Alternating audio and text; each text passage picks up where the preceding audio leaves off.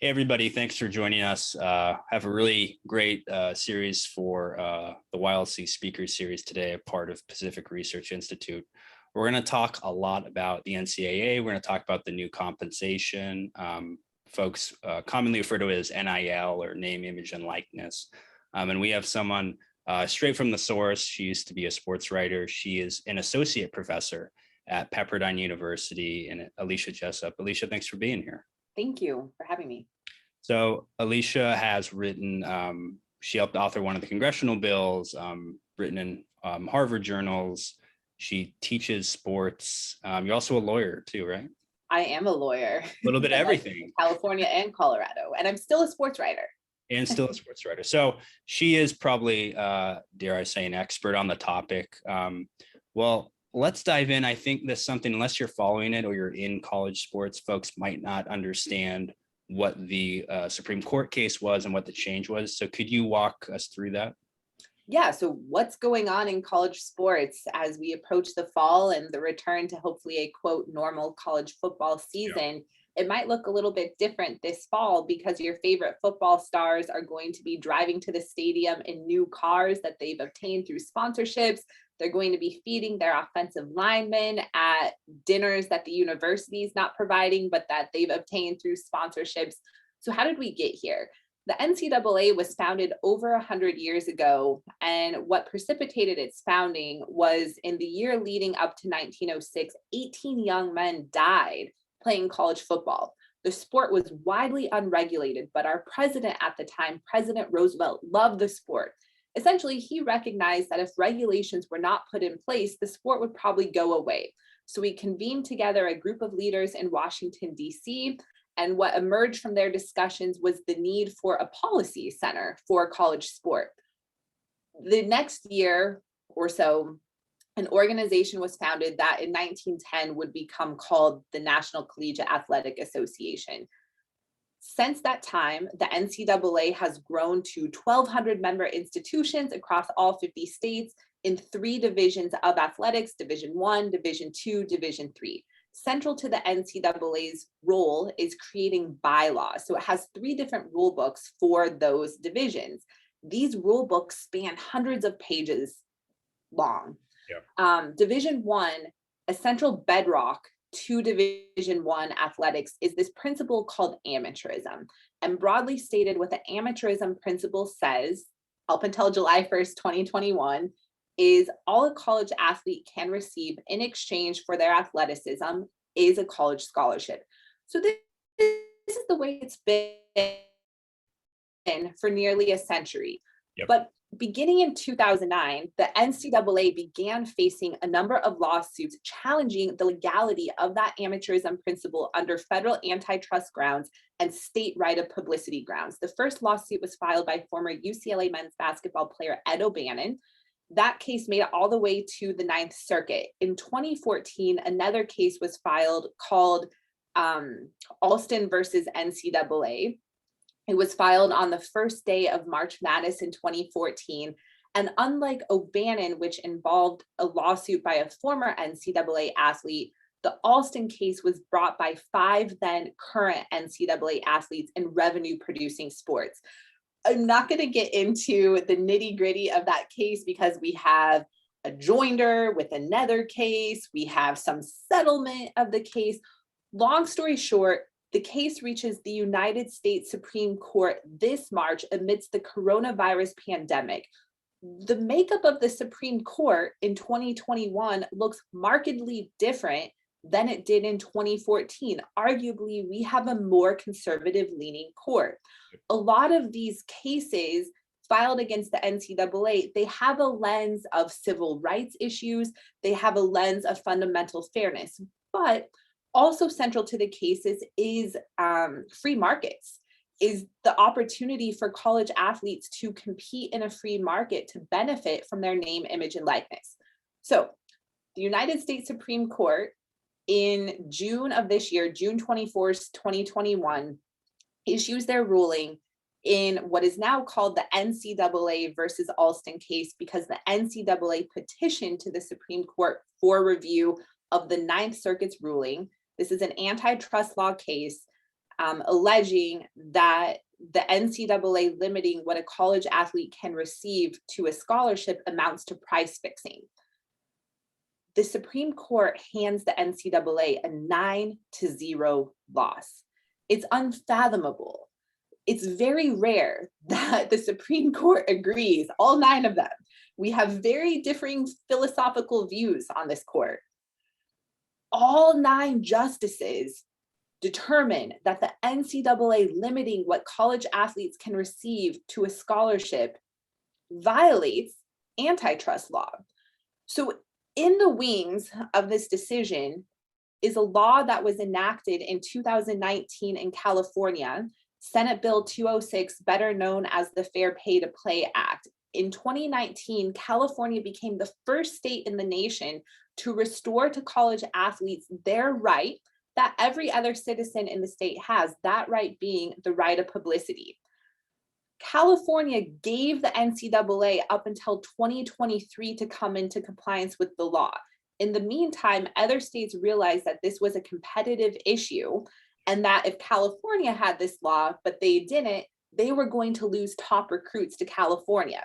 So 2 of the most competitive football states in this nation are California and Florida. If you look at which states produce the most NFL talent, it tends to be those states along with Texas. Yep. Florida enacts a bill after California that would go into effect much sooner than California's on July 1st, 2021.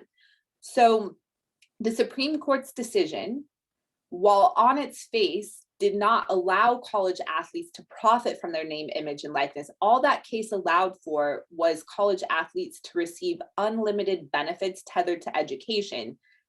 It did mean that there was a ruling on the books by the highest court in the United States that the amateurism standard violates antitrust law. And so what it did is it ripped apart any defense or any legal strategy that the NCAA would have to go into individual states and sue to enjoin the enactment of these individual name, image, and likeness laws. So that's where we are today. That is a very long-winded answer to your first question, so I'm going to pause now. No, I think it's good history, and I think it brought up, was it an oversight by the NCAA to petition, thinking that the Supreme Court, maybe through historical precedent or previous cases, they just assumed they would side with them using I think it was the amateur ruling. And then they pretty much, 9-0 from any Supreme Court ruling is unprecedented these days, but for it to happen on someone petitioning the court to get a ruling looks like they messed up. It was beyond messing up. It was frankly a point of arrogance. Yeah. The legal case that the NCAA argued, and the NCAA had some of the strongest lawyers in our nation. It's not like they went to a local law school and gathered a legal team of interns. Their Supreme Court argument was argued by Paul Clement, one of the most respected attorneys in this country. He argued bad law. He argued dicta from a case in 1984 called Board of Regents of the University of Oklahoma versus NCAA. So they were relying on a bad analysis of antitrust law precedent. Yep. And that's how you get to where we are today. Frankly, I'm not sure why they petitioned the court. Perhaps they truly did believe that they had a winning case. And I honestly think that's what it is, because other circuits have ruled differently than the Ninth Circuit, namely the Seventh Circuit has ruled differently on similar issues, but the Seventh Circuit is essentially in the NCAA's backyard. And so it's going to be a little bit more favorable to the association than the Ninth Circuit, which is in California. So I think there were a lot of upset people in Indianapolis on June 21st, 2021. Well, PRI has always supported the free market approach to student athletes. So I'm okay if they're upset. Cheers, PRI. That's awesome. And it's funny you talked about the California law and fair pay to play. We wrote up that in 2019, and we are a free market. We're a little more critical of some progressive policies in California, but that one we're like, you got this dead right. This absolutely needs to be done. Like, great law. And you're right, it did kind of start the wave that I was surprised it was as quick as it was, but it definitely, once other states saw California, everybody has to do it. But it's the purest study of a free market. Yeah. Because what Nancy Skinner did in drafting that bill is she removed a market restraint, an artificial market restraint. This is the one place in the United States where it's still okay to literally not pay your labor. Yeah. Like, yes, Yeah. I'm still paying student loans. I understand the value of a free education. Yes. And student athletes are receiving immense value from the scholarships. However, they're also driving immense value for the NCAA, which as an association generates over $1 billion in revenue, and alongside its member institutions accumulates $26 to $27 billion worth of revenue each year. Yeah. So what the Fair Pay to Play Act did is it removed that artificial restraint partially because individual member institutions still cannot compensate via a salary their student athletes, Yes. but it removed part of the restraint. And what you see when that happens is you see competition emerge.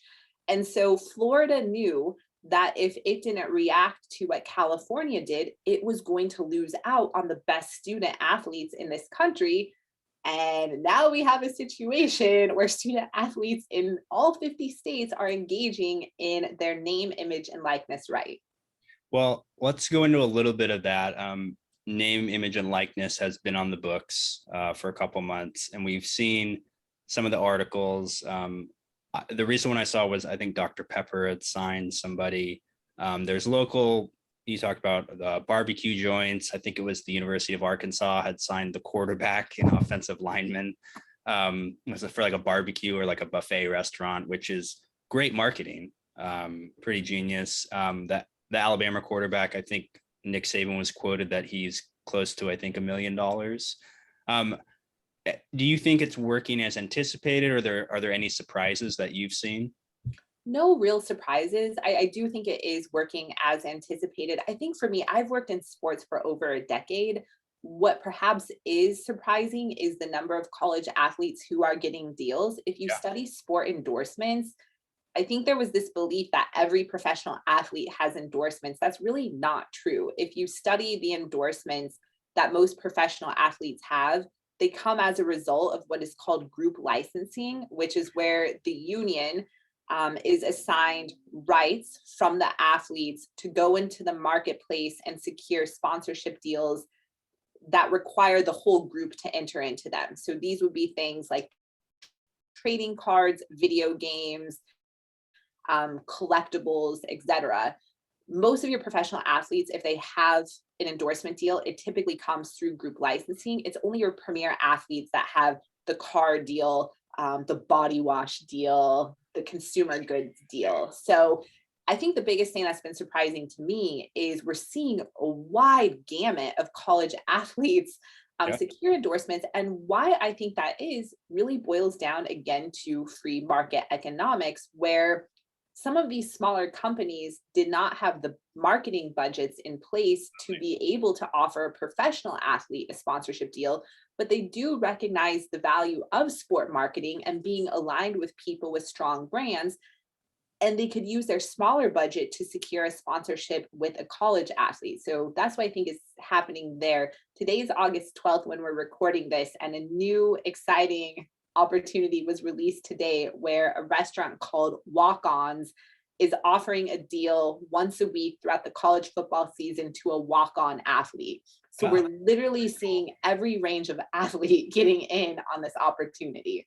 No, that's great. And I think about, I went to school at University of Oregon, football players, women's softball, baseball, track, which big at Hayward Field. There are a lot of smaller businesses that would love to probably hire a fan favorite who's maybe not the star quarterback, but he's been there for 5 years, and he's, whether it's like a nose tackle or the best softball pitcher or the best hurdler, who maybe wouldn't get the same exposure, and have them come to the restaurant, come to a car dealership, come to an event, whatever it is. And I mean, to me, looking at it and when PRI looked at it, those were the real opportunities. And it was the smaller market, the smaller dollar that local businesses and the smaller athletes would benefit from. I agree completely. And I think that's the real story here that a lot of entities aren't focusing on, because it's a lot sexier and a lot fun to talk about the car that the Pittsburgh quarterback received. But truly, what I think has been handed to college athletes as a result of this legal right being restored to them is they get to begin building their own personal businesses today. Being athletic is a gift. I don't have that gift. You can't see me. I'm 5'4". Somehow I was a college cheerleader, but I topped out around 18 in terms of my athleticism. There's a short window of opportunity to expend this athletics gift. Absolutely. And some of them are going to expend it by securing millions of dollars worth of endorsement deals. Hopefully those people too, but more so everyone else has an opportunity to build a business around their name, image, and likeness. In the digital world that we're living in, that is a legitimate business. My dad retired last year after 40 years working at Coors Brewing Company. He went to a physical factory plant every single day to perform his job. In the new world that we're coming into, that's not what it's going to look like. And so if we can teach these young people how to build a personal brand that exists online, they can build a solid financial future for both themselves and their family. So I think that's going to be the bigger story coming out of this, is the business lessons that these young people are being given that they can carry with them well beyond their athletic career. And I want to get to it because we're short on time. You wrote about, there isn't an impact, but you wrote about Title IX and what role, or not really role, NIL could play in that. Could you go through that? Yeah, so Title IX is a piece of federal legislation that was initially enacted in 1972. It was applied to sports in 1975. Broadly stated, what Title IX requires as it relates to sports is in federally funded educational settings, the genders need to be given equal opportunities to compete in sports, equivalency of financial aid, and equal treatment as it relates to athletics. There were some people who, as NIL was coming down the pipeline and as the reality was surfacing that college athletes would be able to profit off of their names, images, and likeness, there were some people who were waving flags saying, if we do this, it's going to further set women back. And their argument was that most brands are going to want to partner with the star quarterback, the star point guard. Athletics departments are going to align most of their funding to educating male sport athletes, predominantly in revenue producing sports, on how to optimize this right.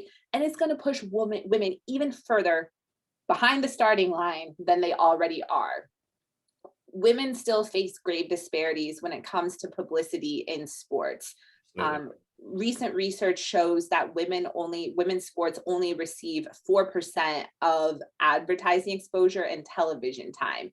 We know this is true when I turn on to ESPN2 when the WNBA is playing, but I see a cornhole match that men are competing on in my screen. Yeah. So this is a problem. It is a legitimate concern. In the article that I wrote for the Journal of Legal Aspects of Sport, I do believe that the concern is a bit unfounded or ungrounded, because here's what these people are failing to realize. Who has been promoting women this entire time, so during this 50-year window, that they have not received fair exposure? It's men. It's men. If we look at who leads athletics departments, if we look at who is the CEO of television networks, if we look at who the chief marketing officers are of corporations, by and large, it's men, and it's Caucasian men.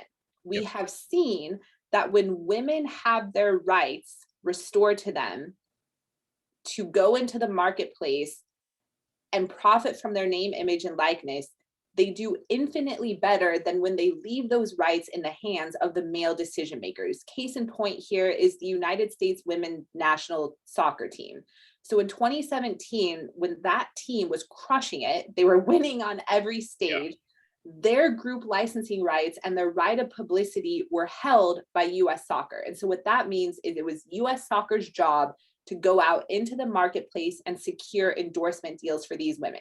These women were at the top of their game. They were the most visible women's soccer team in the world.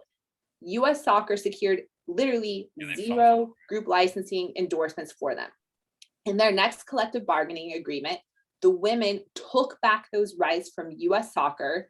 They gave their group licensing rights to an organization that was founded by the NFLPA.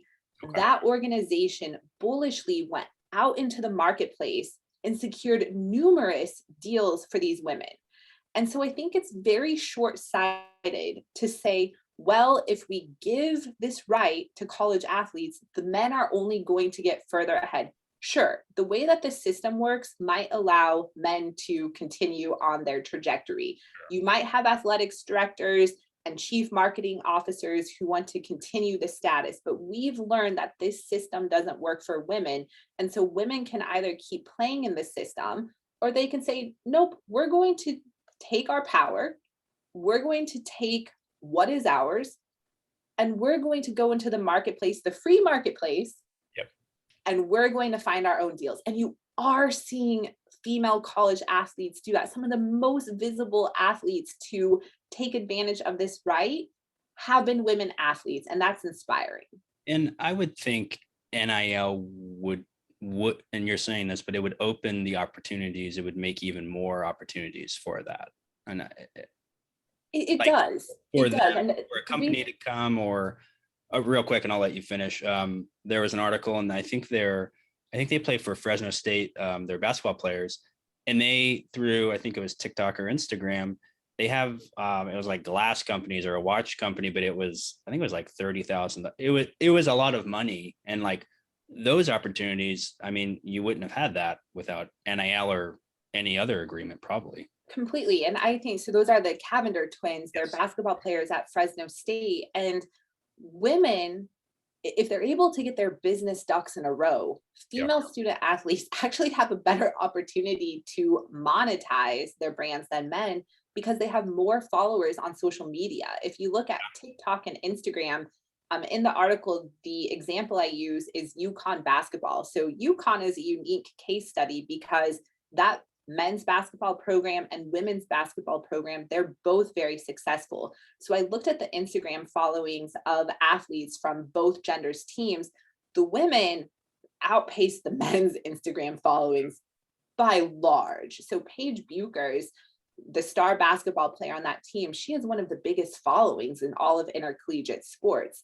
Okay. That's what brands want. Brands are wanting to leverage the social media followings of this young group of Generation Z members to tap into their market and to share about their brand. So women can definitely benefit from that. It's a great opportunity truly for everyone. And again, I think the best thing to come from this is we've known for a fair amount of time now. I'm a professor. I highly believe in higher education. However, we know that there's some holes in higher education. We know that only 40% of college graduates leave our campuses with any basic financial literacy skills. Yeah. We can begin curing that gap by instituting education through name, image, and likeness classes to at least cure that gap with college athletes. So that's a huge opportunity. No, that's actually a great point that hasn't been shared. So I think we're running out of time. So where can folks find your work? Where can they visit what you do, stay in touch with you? So the best place is on Twitter. My Twitter account is @rulingsports, like illegal ruling, sports with an S. That's my Instagram too. I'm not on TikTok yet because I have privacy concerns, but I feel like I might be driven there shortly. So yeah, I hope you follow along. You can also read my work in The Athletic and The Washington Post. Great. Well, Alicia, thanks for joining us. It was great insight and great information. Thank you. Thank you, Evan.